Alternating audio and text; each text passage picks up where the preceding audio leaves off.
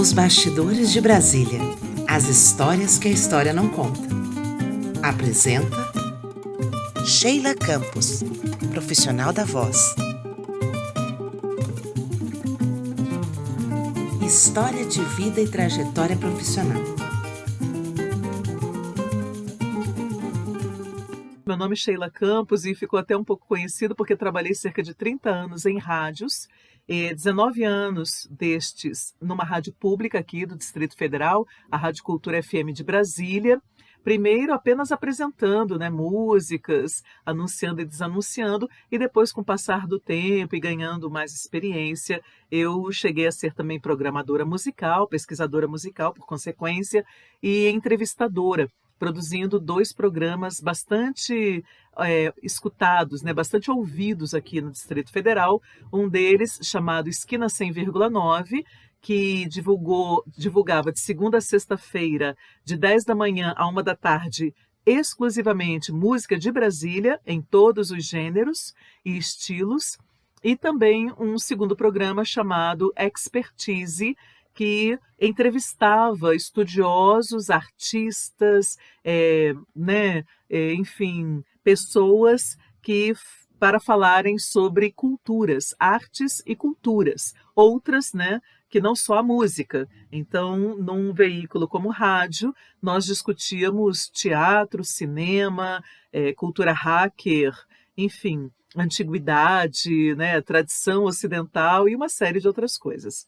No meu caso, foi um feliz acidente. Eu desejava ser cantora, mas quando eu estava terminando meu segundo grau à época, hoje chamado de ensino médio, eu fui trabalhar numa instituição pública como recepcionista, e um importante radialista na época, inclusive diretor fundador de uma rádio, a Brasília Super Rádio FM, o senhor Mário Garófalo, foi até essa instituição e eu o atendi. E ele olhou para mim e falou: "Você deveria ser locutora de FM", que era uma profissão que na época eu nem sabia que existia, assim, quer dizer, nunca tinha prestado atenção, Claro que eu sabia que existia, mas nunca havia cogitado. E aí o meu raciocínio foi: nossa, deve ser ótimo trabalhar em rádio, porque não tem que levar papel para casa, não tem que levar trabalho para casa. Você chega, cumpre o seu horário, depois vai embora, e você não tem que levar nada para continuar em casa, Então isso possibilitaria que eu estudasse na graduação, que eu pudesse estudar os meus livros, os meus textos, o que a gente tem que estudar, quando está na faculdade. E foi isso que me motivou, na verdade, no primeiro momento. Então, eu entrei e comecei a trabalhar em AM primeiro, depois fui para FM, trabalhei em rádios públicas e privadas, tive o privilégio de trabalhar na Rádio Nova Brasil FM, quando ela abriu grade aqui em Brasília, como a gente chama, grade local, Mas logo depois de um ano, ela voltou a ser transmitida via satélite, então ela fechou o estúdio aqui em Brasília. Mas trabalhei lá nesse período, trabalhei na Câmara FM, trabalhei na Executiva FM durante 3 anos e por mais tempo, na Rádio Cultura FM de Brasília, somando aí 19 anos entre períodos que eu estava nomeada e períodos que eu trabalhei sem estar nomeada e sem receber nada, para que a rádio pudesse manter uma voz feminina. O uso da voz como profissão. O caso das profissões, dos profissionais da voz, engloba primeiramente também a categoria dos professores, o que é pouco dito, Mas os professores e professoras também constituem uma categoria cuja voz é um dos principais instrumentos. Junto destes, nós temos locutores e locutoras, como eu fui, narradores, dubladores, narradores no caso de TV, por exemplo, e afins. E cantores, claro, cantores e cantoras, atores e atrizes também, São algumas das profissões mais conhecidas que constituem aí o grupo daqueles e daquelas que trabalham com a voz. A habilidade da comunicação. uma boa comunicação é importante em várias áreas profissionais. Uma boa comunicação escrita e uma boa comunicação verbal, né, oral. Então, saber falar, saber sintetizar bem suas ideias, saber transmitir o que você deseja é muito importante, né, em muitas profissões que vocês possam vir a escolher.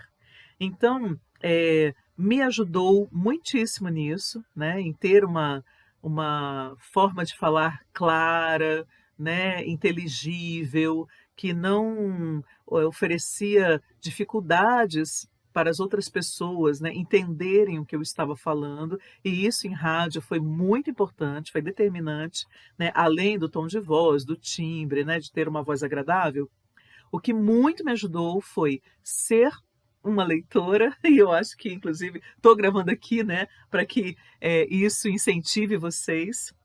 Ser uma boa leitora, ser uma amante da leitura dos livros, né, sejam artísticos, fossem romances, ficção e tal, sejam de teoria, eu sempre gostei muito. E, na minha época de escola, sempre era exigido de nós lermos em voz alta. Então, nós líamos em voz alta para a turma, né, quando, então, o professor ou a professora corrigia o andamento, corrigia as nossas pausas, se nós estávamos respeitando a pontuação ou não, esclarecia, né, a pronúncia de algumas palavras, aproveitava para ensinar sobre paroxítonas, proparoxítonas e etc., né?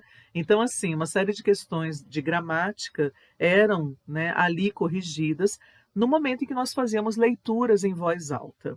Daí a importância de vocês fazerem. É um exercício real, né? E que ajuda não só na desinibição, como na facilidade mesma de estar lendo um texto ao mesmo tempo em que o pronuncia, tá?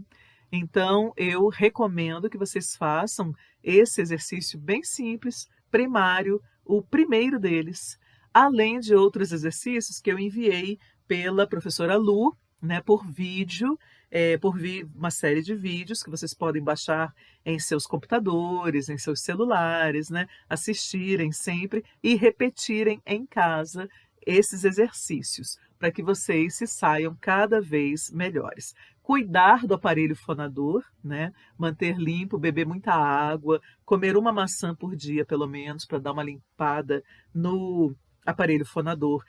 Evitar alimentos que causam muco, né, como lactose, como frituras, muita gordura, tudo isso prejudica o nosso aparelho fonador. E praticar esportes também sempre ajuda, até para uma questão de fôlego. Então, natação, corrida, bicicleta, né, ciclismo, são indicados para quem deseja ser profissional da voz. Tá? Por incrível que pareça, né, mas isso tudo nos ajuda. Por exemplo, muitos cantores e cantoras praticam esses exercícios como forma, né, de fortalecer o cardiorrespiratório e melhorarem o seu desempenho enquanto intérpretes, né, na música. Da mesma maneira, também músicos de instrumentos de sopro. Então, tudo isso são dicas para que vocês, né, logrem aí sucesso numa possível carreira, né, no campo, na área da voz, né? Sejam como professores, docentes, sejam como locutores ou dubladores, atores ou atrizes, né? E lembrando que para ser dublador ou dubladora, você precisa do registro de ator ou atriz, tá? Então, porque também exige uma interpretação. Então, às vezes o personagem está chorando, o personagem está falando, né, com uma determinada emoção, e um dublador que viesse só cruamente ali da locução não saberia imprimir essa emoção aos personagens. Então, é exigida o registro e a experiência de atores ou atrizes. A interação entre profissional e alunos. Olá, Sheila, me chamo Fernanda. E eu gostaria de saber, você disse no seu vídeo que você trabalhou e não recebia nada. Você não recebia realmente nada? Nenhum dinheiro? nenhuma forma de alimentação, como, por exemplo, ticket de alimentação, nada?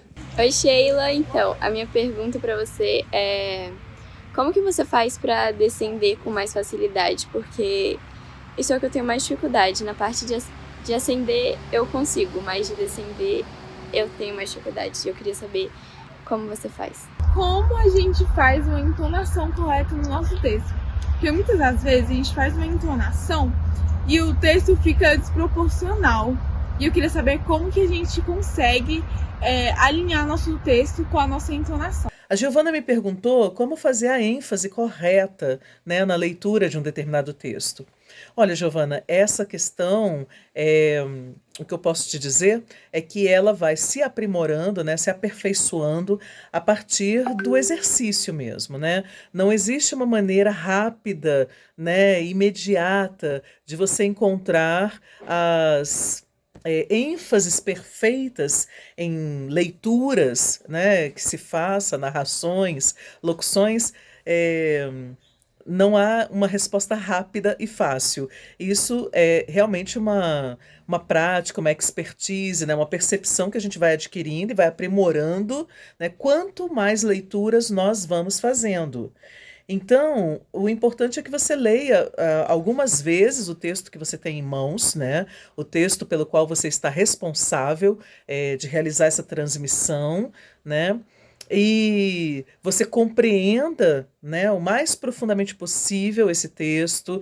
Daí você pode destacar os aspectos mais importantes, né? Passagens marcantes, momentos dramáticos ou momentos muito, muito felizes, né? De conquistas, de avanços, no caso de vocês, da vida de cada pioneiro ou pioneira. E aí você atribui a ênfase, né?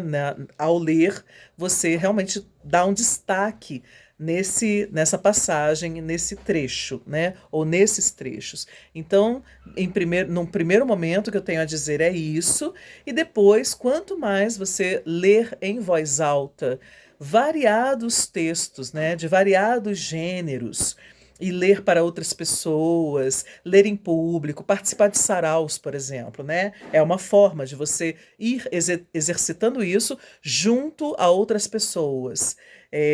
Ou ler em casa mesmo, ler para os seus familiares, ler para as crianças da família, né? Tudo isso vai permitindo que você vá percebendo, né? E afinando cada vez mais essa sua percepção para poder atribuir as ênfases da maneira mais correta possível. Também lembrando que as interpretações, muitas vezes, podem divergir, né? Elas podem ser variadas.